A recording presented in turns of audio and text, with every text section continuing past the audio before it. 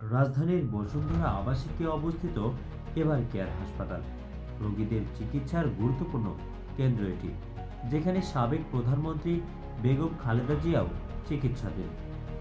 একদিকে রোগী ও স্বজনরা চিকিৎসার জন্য ছোটাছুটি করছেন, অন্যদিকে অনেকেই হাসপাতালের সামনে ফটোশুট, ভিডিও, সেলফি তুলতে ব্যস্ত, যেন এটি হাসপাতাল নয়, কোনো একটি পর্যটন স্পট।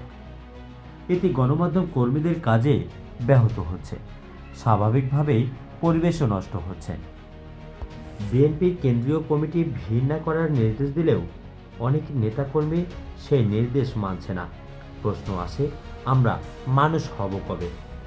কোথায় ভিড় করা উচিত আর কোথায় মানুষের অসুবিধা সৃষ্টি করে, এর সচেতনতা আমরা কবে অর্জন করব?